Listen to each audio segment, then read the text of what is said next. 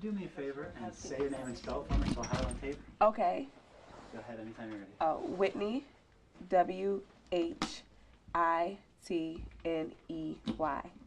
Great. Okay. Last name? Williams, Williams. All right.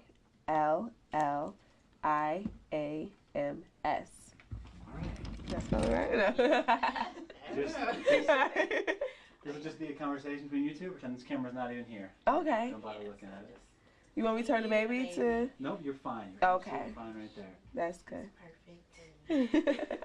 So, just kind of just tell me what your experience was like today, kind of like the routine when you woke up this morning. I mean, was today actually your due dates? No, she was born yesterday. Okay. Oh, I mean, today's no, she was born on the 15th. Okay. Yeah, she was born on the 15th.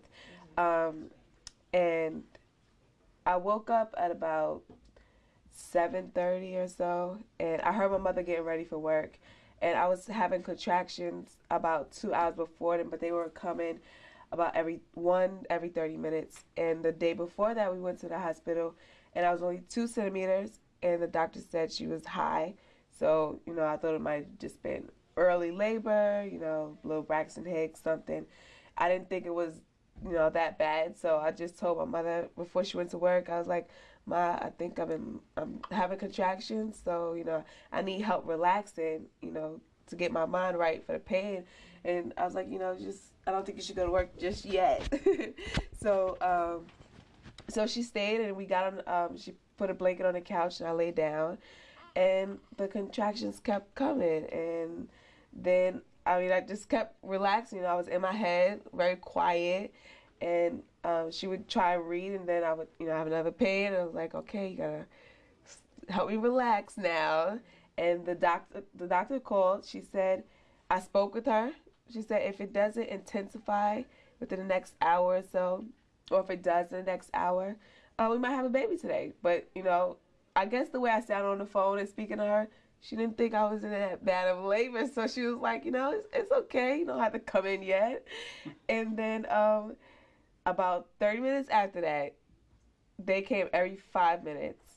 Before we could do anything, my water broke. I said, Mom, my water broke. She didn't hear me. And then I was like, the baby's coming. She was like, but your water didn't break. I said, I told you my water broke. I said, the baby's coming now. And she was like, oh my God. So she called 911. And then she said, I need you guys here in 5 minutes. Can you get here in 5 minutes? And it was like, Miss, I don't know if we can get there in 5 minutes. So she was like, okay. So she called a good friend of the family's right around the corner, Aunt Lou, and she said, you need to come over here now. She was like, why? She's like, her water broke. She's like, well, take her to the hospital. She's like, we can't. Like, there was no time. We couldn't take her. The baby's coming now. And Aunt Lou came right as soon as my mother was pulling my pants down. The baby was crowning, and she stepped in.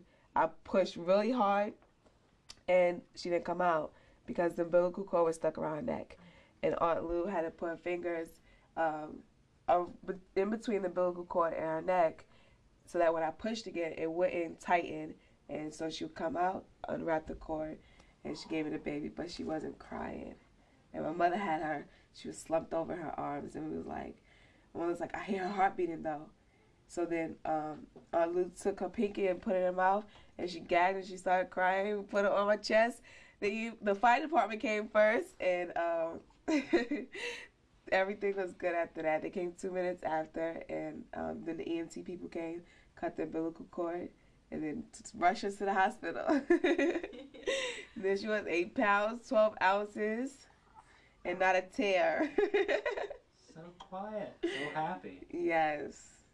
What accounts for that? So, like, compared, I know you have a child already. Yes, so she's 2. compared from that experience to now, being that this was like crazy, right? So just kind of briefly, just tell me how different it was, like the whole having a child.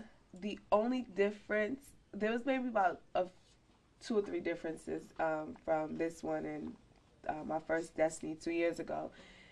Destiny came out 15 minutes after my water broke. So that was still fast. And 3 pushes, she was out. And then that was it. With her, my labor was still painless, just a lot of relaxing and everything. Very quiet. it was tonight. My water broke and she was here. So, everybody said the first time, your water breaks, run to the hospital for the second one. So now, for the second one, the third one, they're going to say, as soon as you have a first contraction, you better run to the hospital. So they were both natural births? Yes, both natural. So how do you feel about women who have natural births instead of... Oh, I think natural is the way to go. It's nothing like it. You just have to prepare yourself.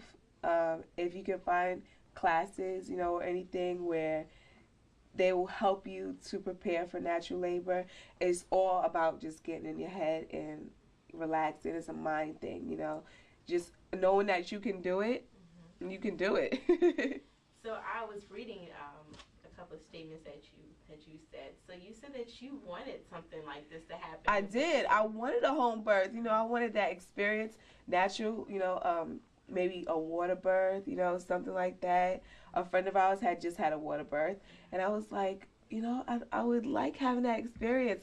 But I found out kind of late during my prenatal care, so we didn't do much research in finding a midwife or doula or anything like that, or find out how we could do it at home. And, God just gives you the desires of your heart. I wanted her to be born on my brother's birthday, which was the 13th. And I also wanted to have a labor at home, but not really having that one as the forefront. And he said, okay, well, we won't have it on the 13th, but you can have it at home. So it was cool. Well, what a blessing that you were there to help her. Yes. That just helped her. Probably saved her life too, Yes, so. she did. Only God knew, because Aunt Lou, she's our encyclopedia. She's a connoisseur of knowledge. We just call Aunt Lou for everything, and she was right there. So how far do you live away from her? Oh, probably less than 1,000 feet. Okay. Yeah. So like a couple of helpful. houses down. It's around the corner. Oh, On the Right around the corner. We literally live around the corner near the end of the cul-de-sac. Yes. Wow. Well, thank you so much for the interview. Do you want to- Thank Look at you. the hair on this child. Yes. She's Had a lot of indigestion last month. Told my mother I was having a monkey. Said I know she's gonna have a lot of hair. Yes, we talk about you. She's like, look, So you were born yesterday. I know what you're talking Say, about. where did you think of the name? Like, how did you come up with the name for the baby? Well, her father came up with Sinai, and I told him I wouldn't go with it until I knew what it meant, and then I found out it meant radiant and brilliant. So I was like, okay. And I already had Hadassah in soul. Hadassah was Esther, Queen Esther in the Bible's Jewish name. So I was like, that was a favorite story of ours in the Bible, of Queen Esther. She's a wonderful woman. She's going to be a wonderful woman. So I thought Hadassah was appropriate. And Soul was my nickname when I was little. I was Soul Sister. So I wanted her to be Soul. So what is her full name?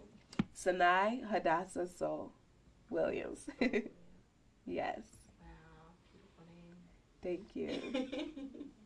A lot of meaning to it. radiant So queen. should we I was gonna say, would you like to have it? Not really. Yeah,